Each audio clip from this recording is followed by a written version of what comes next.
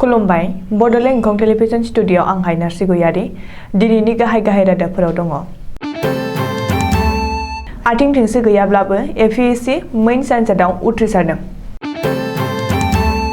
नगावआव हाग्रानि मैसोआ गामियारिफोरनि सायाव दुम-दाखाल खालामफैदों। दरं जिल्लायाव गासैबो पिकनिक स्पटखौ बन्द खालामबाय।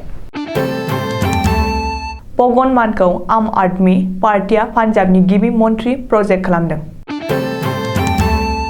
मानास नेशनेल पार्कआव हरखाबै अर खामदों, साद' दावबायारिफोरनि जोखोम। सिलचराव गोदान गंसे जुनारसालि, आसाम केबिनेटनि थांखि। दानिया फैदो आबुं रादाबाव।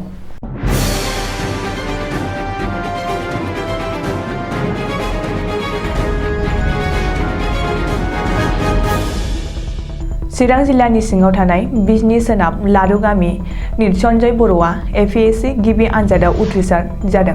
मख'जाथावदि सन्जय बर'आ गोरिब नखरनि नखराव जोनोम जानानै गावनि नांथाब नाजानायनि गेजेरजों लारुगाव गुदि फरायसालियाव बर' बिजोंजोंनो फरायनानै मेट्रिक आनजादखौ उथ्रिसार जादोंमोन आरो बिजनी कलेजावनो बिए खौ फिल'सफी मेजर लानानै सेथि थाखोआव उथ्रिसारदोंमोन।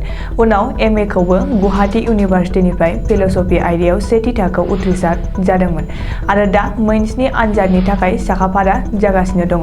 खौराङाव मिथिनाय बादिब्ला सन्जय बर'आ उन्दै समाव सिगां थोंनैबो आथिं दङमोन, नाथाय बिदाजों नखरनि खामानि मावबाय थानायावनो थेलाया नांनानै गोब्राब जोखोम जानानै थोंसे आथिंखौ दानस'नांदों। सन्जय बर'आ गोरिब नखरनि थाखायनो गोबां जेंना जानांदों। फरायनायाव नांगौ जानाय मुवा बेसादफोरखौ मोनफुंजोबनो हायाखै। बिनि नांगौथि एबा माखासे गोनांथिखौ सुफुंनो थाखाय इउपिपिएल दोलोनि अर्गानाइजिं सेक्रेटारि पनेन बर'जों लोगोसे एबसुनि सोद्रोमाफ्रा सन्जय बर'नि नखराव थांनानै बुधबारखालि गंसे लेपटप गथायदों। नगाव जिल्लानि नगाव सदरनि बेन्दोंआव थानाय सनगाव गामियाव हाग्रानि मैसोआ सानबानिफ्रायनो जोबोद दुम-दाखाल खालामगासिनो दं होननानै जायगानि रायजो राजानि अजद सिखारदों। जायगानि रायजो राजाया बुंदों दि हाग्रानि माखासे मैसो फालोआ गामि ओनसोलाव फैनानै सान-हर सानबानिफ्रायनो बेसर आबादखौ जानानै गोबां खहा खालामलांबाय। दुखुनांथाव बाथ्रादि हाग्रा बिफाननि मावफारियाफोरनो खौरां होसेयावबो हाग्रा बिफाननि मावफारियाफ्रा दासिमबो जेबो नांगौ बादि राहा लायाखै।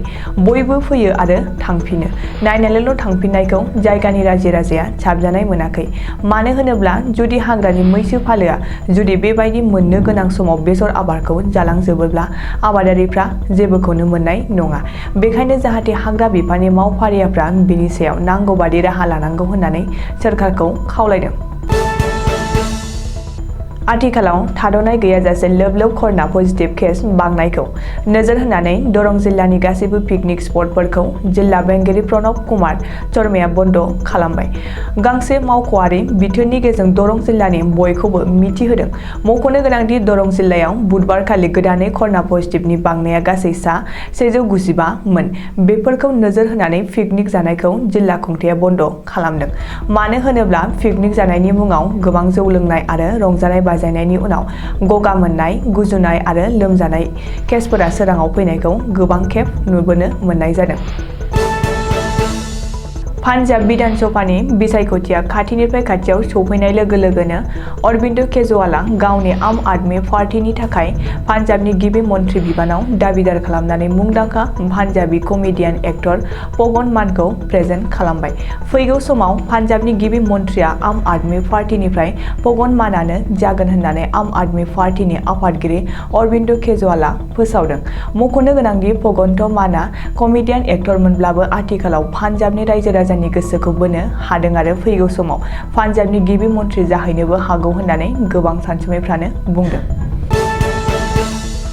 मोनसे सोमोनांथाव आरो दुखुनांथाव जाथाय। बुधबारखालि सानाव नेशनेल पार्कआव हरखाब गंनै जिब साफारि गारिया गावनो गाव हारसिङैनो अर जोंखांदों।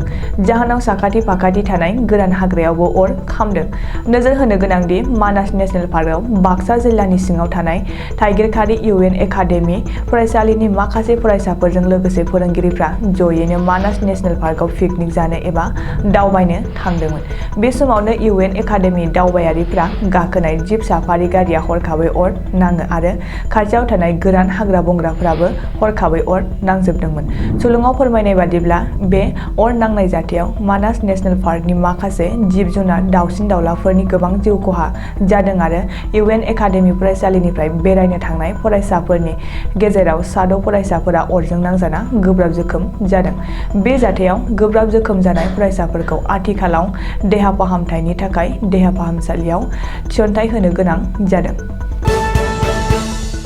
बराक सेरफांनि काछार जिल्लायाव गोदानै गंसे जुनारसालि।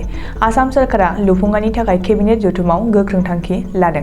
आसामनि गिबि मन्थ्रि डक्टर हिमन्त बिश्व शर्मानि मासि दैदेननायाव दिमा हासावनि गाहाय मावख' हाफ्लंआव बुधबारखालि जालांनाय आसाम सोरखारनि केबिनेट जथुमाव थांखि लानानै गासै 214 कौटि रां बाहायनानै बे जुनारसालिखौ सिलचरावनो लुफुंनाय जागोन होननानै गिबि मन्थ्रिया मिथिहोदों। बेनि अनगायैबो आसामनि माखासे सोरखारि कलेजफोराव बिगियान आरो फालांगियारि आयदाफारि थिसननो थाखाय थांखिबो लानाय जादों।